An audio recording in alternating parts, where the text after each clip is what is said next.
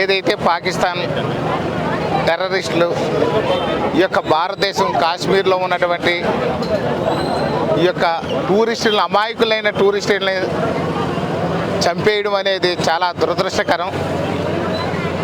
దానికి రాజానగరం నియోజకవర్గం తరఫున ఎన్డీఏ కూటమి నాయకులందరూ కలిసి ఘన నివాళుల్ని అర్పిస్తున్నాం. అదేవిధంగా కుటుంబ సభ్యులను కోల్పోయినటువంటి ఆ కుటుంబాలు 28 కుటుంబాలకు కూడా రాజానగరం నియోజకవర్గం తెలుగుదేశం, జనసేన, బీజేపీ 3 పార్టీల తరఫున రాజానగరం నియోజకవర్గ ప్రజల తరఫున వారికి ప్రగాఢ సానుభూతిని తెలియజేస్తున్నాం. ఈ రాష్ట్రంలోనే కాదు, ఈ దేశంలోనే ఈ ఉగ్రవాదం అనేది ఈ యొక్క నశించిపోతున్న తరుణంలో ఒక్కసారి ప్రశాంతంగా భారతదేశం, అదేవిధంగా ఆంధ్రప్రదేశ్ కూడా ప్రశాంతంగా ఉన్నాయి. మోడీ గారి నేతృత్వంలో భారతదేశం అంతా ప్రశాంతంగా నడుస్తుంది, అభివృద్ధి పథంలో నడుస్తుంది. అదేవిధంగా గౌరవ ముఖ్యమంత్రి నారా చంద్రబాబు నాయుడు గారు నేతృత్వంలో ఆంధ్రప్రదేశ్ కూడా చాలా ప్రశాంతంగా నడుస్తుంది. ఇవన్నీ చూడలేని పాకిస్తాను కొంతమంది ఈ యొక్క మన జాతిని అన్యాయం చేయాలని, భారతదేశం ప్రశాంతంగా ఉండకూడదని, ఏ రాష్ట్రం కూడా ప్రశాంతంగా ఉండకూడదని ఉగ్రవాదాన్ని ప్రోత్సహిస్తున్నటువంటి విషయం మనకు అర్థమైంది. ఈ యొక్క పహల్గామ్లో జరిగినటువంటి ఈ యొక్క భయంకరమైనటువంటి మారణకాండ యావత్ భారతదేశాన్ని కలిసివేసింది. ప్రపంచవ్యాప్తంగా కూడా ఈ యొక్క భారతదేశం పట్ల ఎందుకు ఇంత అన్యాయంగా, దుర్మార్గంగా పాకిస్తాన్ ఆలోచిస్తుందనే విషయాన్ని ఐక్యరాజ్య సమితిలో కూడా ఒక మంచి డిస్కషన్కి వచ్చినటువంటి విషయం ఇది. ఖచ్చితంగా ఎన్డీఏ కూటమిలో మోడీ గారి నేతృత్వంలో ఎట్టి పరిస్థితుల్లోనే ఉగ్రవాదాన్ని వదిలిపెట్టేది లేదు.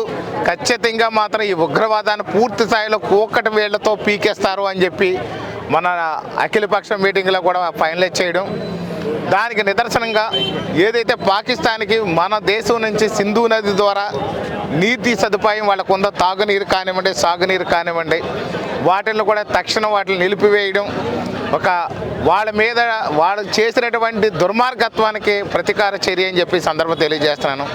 అదేవిధంగా చూస్తే పాకిస్తాన్లో ఉన్నటువంటి ఇండియన్స్ అందరినీ బ్యాక్ వచ్చేయమన్నారు, వెనక్కి వచ్చేయమన్నారు భారతదేశానికి.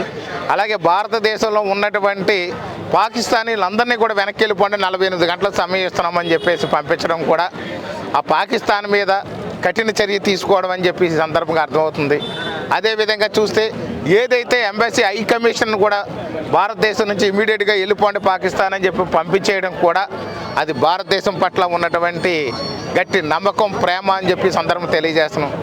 ఖచ్చితంగా ప్రశాంతమైన వాతావరణాన్ని ఎన్డీఏ కూటమిలో మోడీ గారి నేతృత్వంలో ఖచ్చితంగా ప్రశాంతమైన వాతావరణాన్ని ఖచ్చితంగా చూపిస్తారు.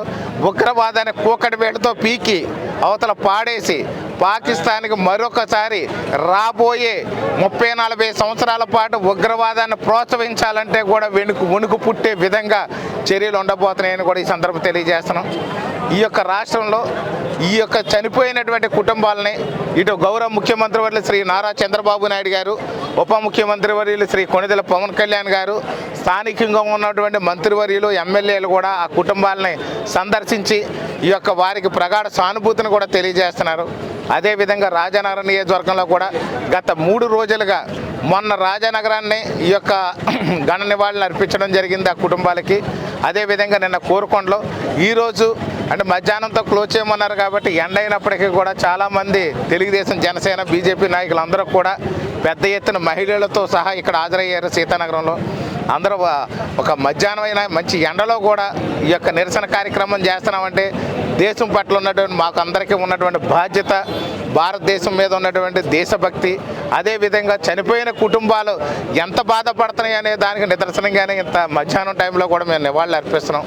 కాబట్టి ఈ కార్యక్రమం ఇక్కడతో మేము ఈరోజుతో ముగిస్తున్నాం. ఈ యొక్క నివాళుల కార్యక్రమం ఏదైతే ఉందో, కానీ ఖచ్చితంగా మాత్రం భారతదేశం, భారతీయులందరూ ముక్త కంఠంతో చెప్తున్నది పాకిస్తాన్ అంతం చూస్తామని చెప్పి చెప్తున్నారు. ఖచ్చితంగా మోడీ గారి నేతృత్వంలో ఖచ్చితంగా దీనికి ప్రతీకార చర్య అనేది భయంకరంగా ఉండబోతుంది.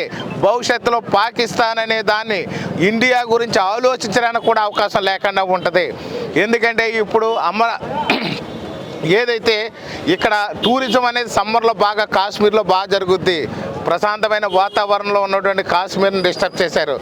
అదేవిధంగా చూస్తే మనకి అమర్నాథ్ యాత్ర ప్రారంభమవుతున్నటువంటి అక్కడ పహల్గాంలోనే జరుగుద్ది. అక్కడ అమర్నాథ్ యాత్ర కూడా జరగకుండా ఉంటుంది. యాత్రికులను భయపెట్టాలని చెప్పేసి ఇలాంటి చర్యలు ఉన్నాయి. ఈ చర్యలన్నింటినీ కూడా ఇటు ఆంధ్రప్రదేశ్లోని అటు భారతదేశంలో రెండు చోట్ల కూడా సమర్థవంతమైనటువంటి కూటమి నాయకత్వం ఉంది. ఈ దేశాన్ని రాష్ట్రాన్ని ఎవడో ఏమీ చేయలేడు. కేవలం అక్కడ పైన మోడీ గారు, కింద నారా చంద్రబాబు నాయుడు గారు ఇద్దరి నేతృత్వంలో అభివృద్ధి చేస్తాం, ఉగ్రవాదాన్ని మాత్రం కూకటి వేళ్ళతో తొక్కి అవతల పాడేస్తామని చెప్పి ఈ సందర్భం తెలియజేసుకుంటూ సెలవు తీసుకున్నాం.